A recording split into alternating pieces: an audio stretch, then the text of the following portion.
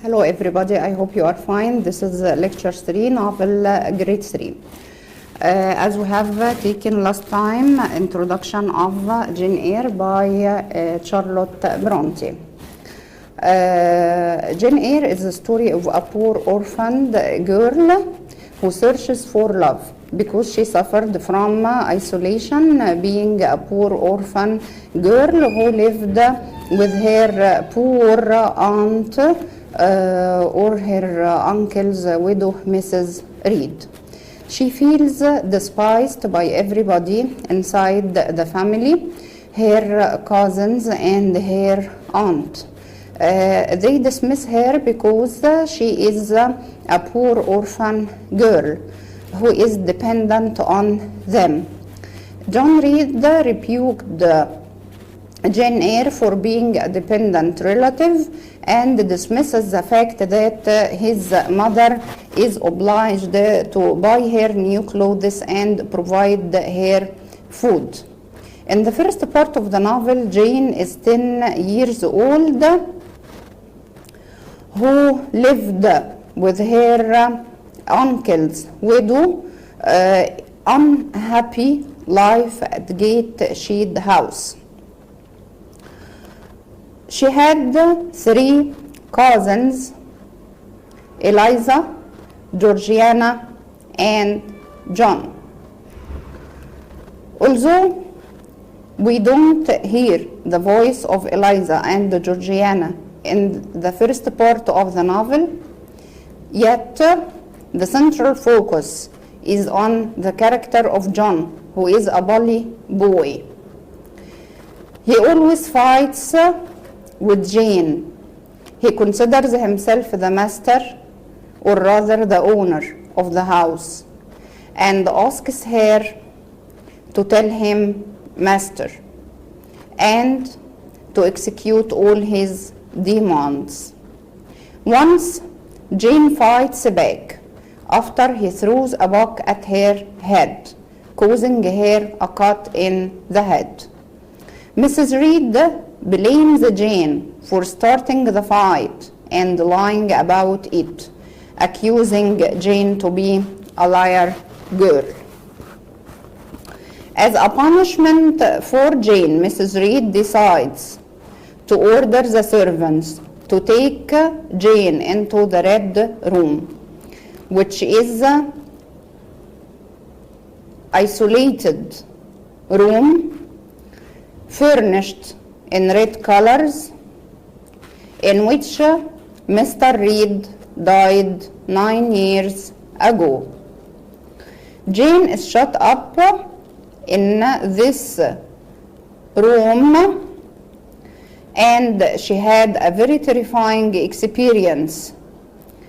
She imagined that she witnessed the ghost of her dead uncle.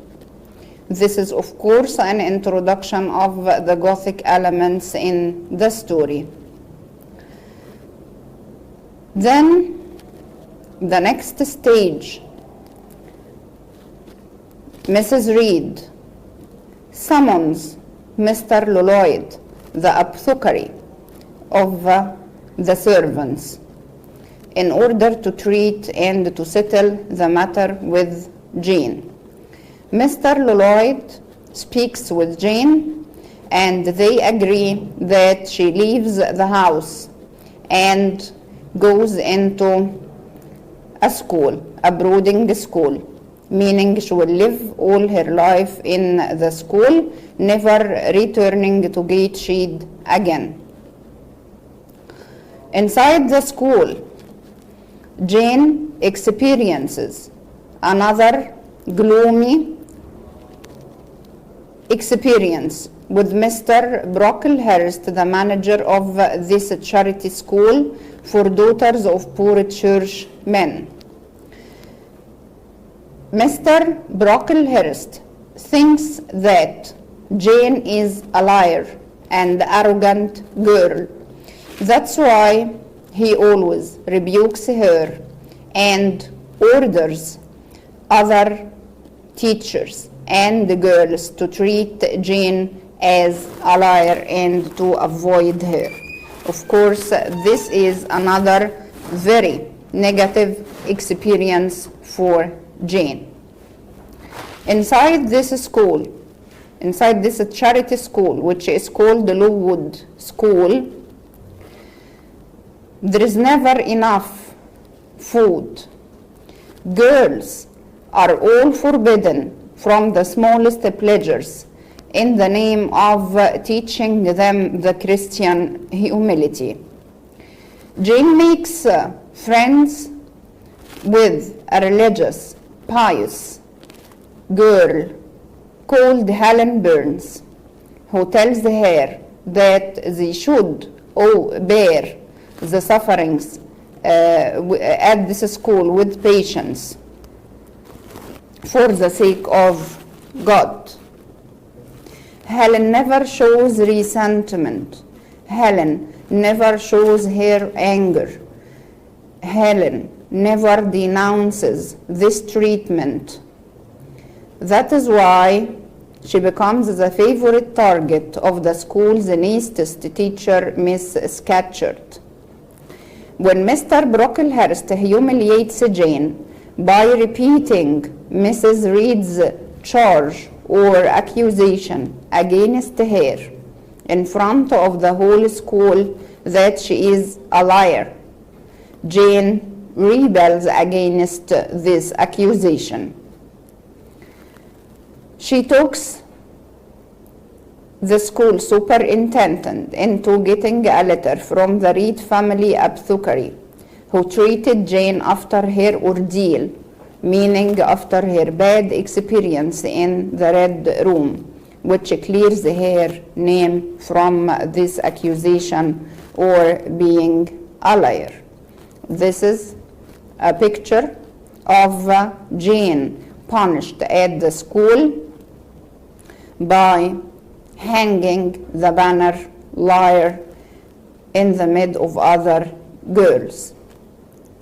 When spring comes, the school is swept by typhus epidemic.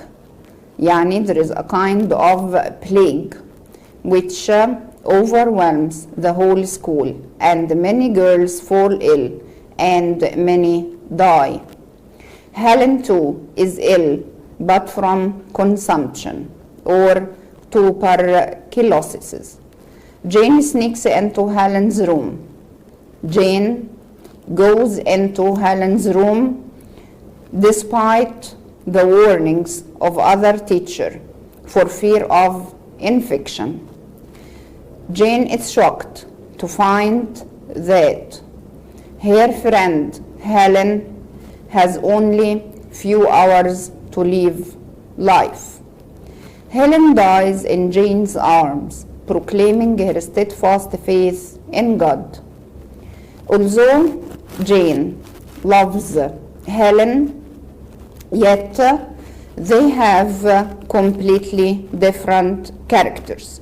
Helen has a complete submissive and religious nature, while Jane has a rebellious nature. This is the end of part 2 of the novel.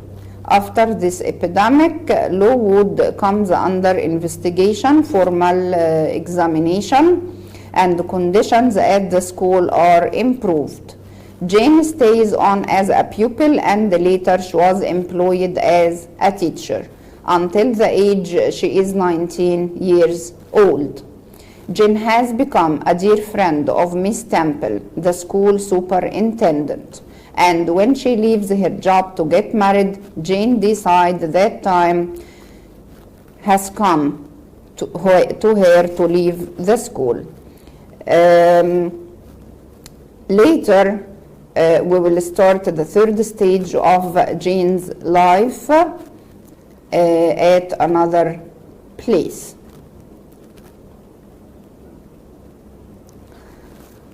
Here in this part, a number of themes and issues are exposed. First of all, the criticism of the Victorian society. or criticism of the late 19th century society. The first issue to be criticized is the religious institutions, المؤسسات الدينية. It was the age of Puritanism, اللي هو التطهرية، دي a Christian sect، مذهب مسيحي، and strict religious codes، المعايير الدينية الصارمة. Throughout the novel, Jane struggles to find the right balance between moral duty and earthly pleasures. البطلة بتاعتنا جين was different from other people. She does not take herself to extremes. She wants to find a balance or a mid-ground between religion and the pleasures of life, between her obligation to her spirit and the attention to her body. That's why she is different from Helen, who submits all her life to religious duty only. Jane encounters or meets three religious figures: Mr. Brocklehurst, the manager of the school, Helen Burns, her best friend, and later, in the last stage of her life, she will meet St. John Rivers. Each one of those figures represents a model of religion that Jane ultimately rejects, as she from her own ideas about faith and principle. Jane does not follow a particular or certain religious sect. She follows what she feels is the right path. She accepts the desires of her body and respects the spiritual claims upon her soul. She is a practical character. Let's start by the character of Mr. Brocklehurst. This person is very dangerous. He stands for the hypocrite men of religion. That type of people was prevalent during the late 19th century in the evangelical movement. Mr. Brocklehurst speaks in the manner that evangelical men of religion speaks. He claims that he mistreats his pupils at the school in order to purge or purify their souls of the sin of pride. Yet, his methods, his harsh method of subjecting them to various privations and humiliation, like when he orders that the naturally curly hair of one of Jane's classmates be cut as to lie straight, is entirely un-Christian and rejected thing. Mr. Brocklehurst gives very harsh rules and restrictions to girls which are hard to follow. He is a hypocritical person.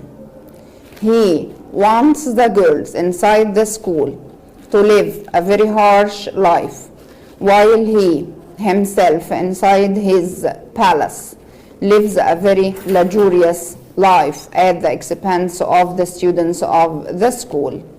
And this is a symbolic of the hypocrisy of the men of evangelical movement. The second religious figure in the story is Helen Burns. She is a symbol of the very pious person or very religious person. She is very meek, she is very calm, she is very submissive. She forbears all the hardships of her life inside the school. She forbears all the nuisance of her teachers and Mr. Brocklehurst. This is for Christianity. She is too passive for Jane to adopt her as her own module. Although Jane loves Helen, yet Jane rejects the pattern of the character of Helen because her character is too passive.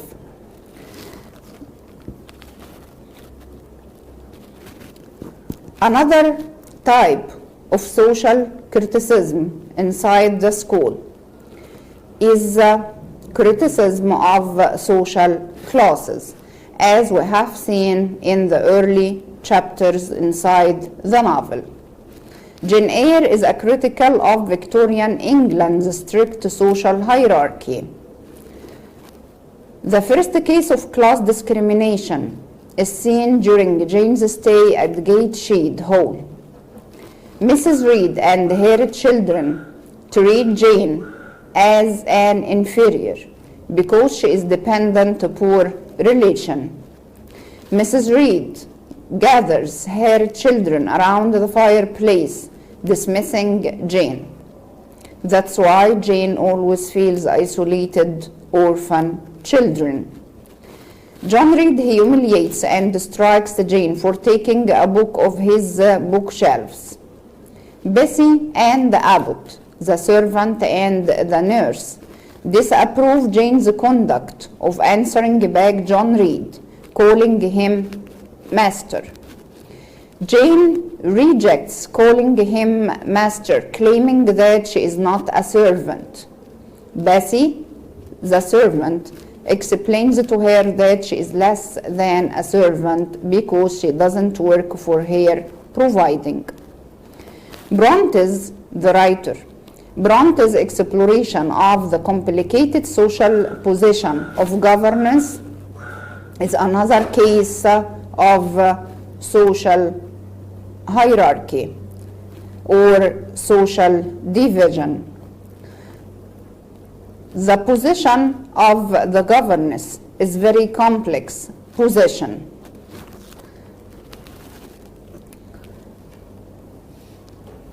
Some critics and some people are bewildered of whether considering the governess as a lower class or an upper class. The manners, the sophistication, and the education of the governess belongs to the aristocratic class. Yet, any governess is employed by the house owner and receives a salary, taking a room inside his home in the manners of servants. We cannot call a governess a lower class because she is more educated than servants. Yet we cannot call her an upper class because she is employee at a particular employer. And this is the second case of classism that we witnessed in the story. This belongs to Jane's third stage of life, which she spent at the Mason of Mr. Edward Rochester. Jane's manner, sophistication, and education are those of an aristocrat, because the Victorian governess who taught the children in etiquette as well as academics is expected to possess the culture of the aristocracy. Yet, being a paid employee, a governess was more or less treated as a servant. That's why Jane remains penniless, yani without money, and powerless at the home of Mr. Rochester at Thornfield Hall. Jane's understanding of the double standard of society in treating the governess crystallizes when she becomes aware of her feelings for Rochester. She is his intellectual equal, but socially she is inferior to him. That's why there was a problem in making a healthy relationship between Jane and Rochester at the beginning. This relationship only becomes healthy and the marriage succeeds after Jane takes her fortune from her dead uncle and becomes a wealthy young woman. She becomes socially equal to Mr. Edward Rochester. That's why their marriage is performed at this stage. Jane is against this class discrimination or class prejudice in various places inside this book, such as her famous dialogue with Rochester. Do you think because I am poor, obscure, plain, and little, I am soulless and heartless? You think wrong. I have as much soul as you and full as much heart. And if God has gifted me with some beauty and much wealth, I should have made it as hard for you to leave me as it's now for me to leave you. This makes that Jane is fully aware of the fact that people are discriminated according to their wealth and position in society. However, it's also important to note that nowhere in Jane Eyre are society's boundaries bent. Ultimately, or at the end, Jane is only able to marry Rochester as his equal because she has almost magically come into her own inheritance from her uncle. A third issue which occupies the writer is the criticism of gender relations. Women in the Victorian age were restrained by being living in a patriarchal society. That's why Bronte used a man's name in writing her novel, Currer Bell. Bronte said, I looked upon prejudice, meaning social bias or social discrimination. Jane struggles continually to achieve equality and to overcome oppression or tyranny.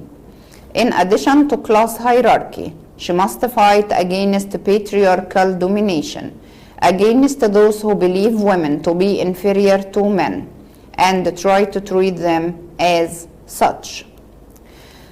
Three men in Jane's life threaten her sense of equality and integrity: Mr. Brocklehurst, Mr. Edward Rochester, and St. John Rivers.